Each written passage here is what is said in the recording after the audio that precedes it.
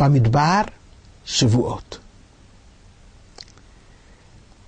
One of the interesting and very severe problems facing Judaism today and facing Israel today is the attitude towards the convert. How positive are we really? And this problem is a worldwide problem. Are we welcoming when someone wishes to convert? Is our attitude user-friendly? And let me go a step further. There are living in Israel today over 300,000 Jewish citizens, Israeli citizens from the former Soviet Union, who entered Israel on the right of return. Because the right of return accepts, as a citizen of Israel, anyone who would have been considered to be Jewish enough to have been sent to Auschwitz. And someone who has one Jewish grandparent, even if that grandparent is on the paternal side, enters Israel as an Israeli citizen. Now halacha, Jewish law, says that someone is only Jewish if he has a Jewish mother. And only then can he or she marry another Jew. How user-friendly are we towards these citizens of Israel from the former Soviet Union who are Israeli but not halachically Jewish? Do we want them to come in? Are we forbidding in the way we greet them or do not greet them?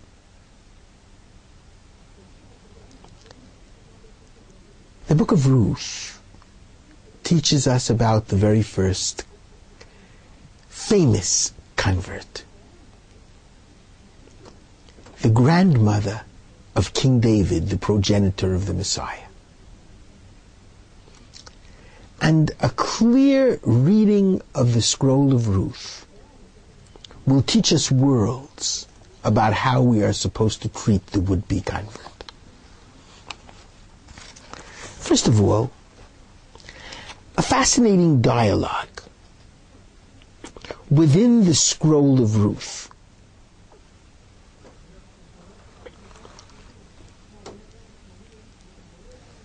Ruth returns to Israel with her mother-in-law Naomi.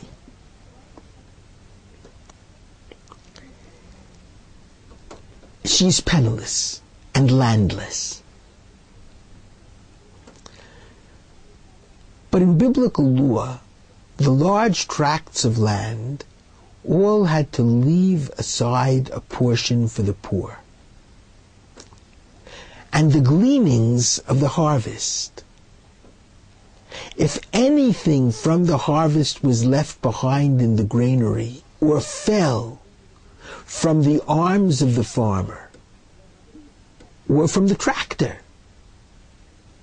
it belonged to the poor. Hence, poor people would report for work, especially to the larger fields, and collect what was rightfully theirs from the corner of the field that they worked, from the gleanings of the harvest which had been left for them specifically. Ruth is given special treatment by Boaz, who is a major landowner and who comes from the family of David, the tribe of Judah. And Ruth is very touched by the special treatment. And in chapter 2, verse 9, she says as follows. Verse 10, she says as follows.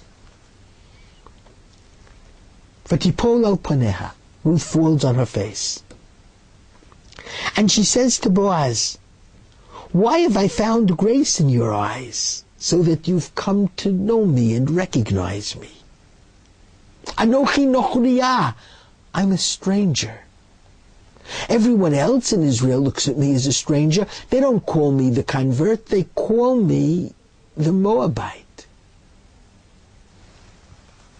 And Boaz answers and says, verse 11, chapter 2. It has been told to me, yes, told to me, everything you've done for your mother-in-law after her husband died.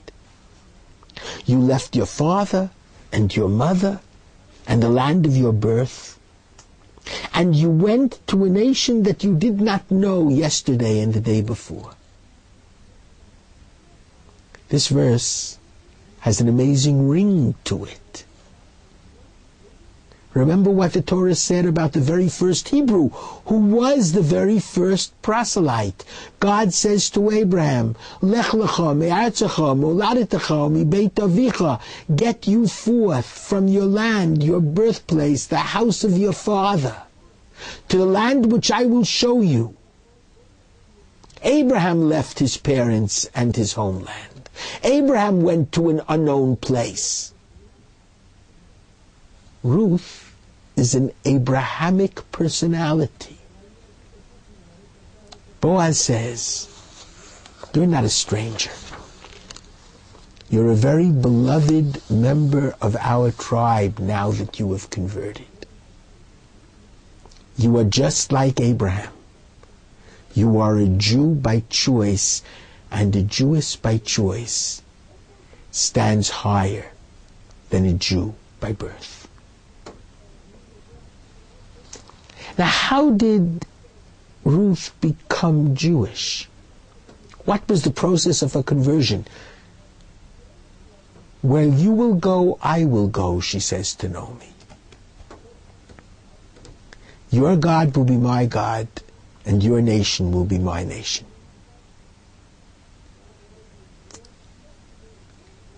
First of all, she says, where you will go, I will go.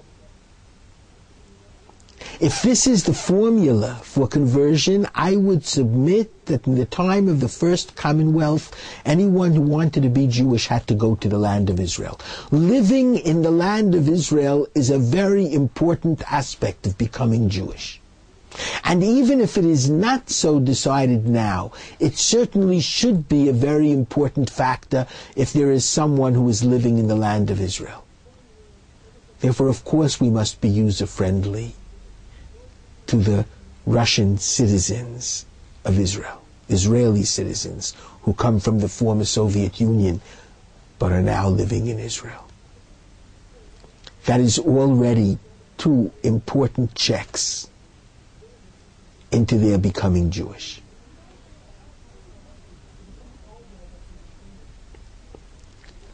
And secondly, we see from the entire story the user-friendly attitude, the embrace.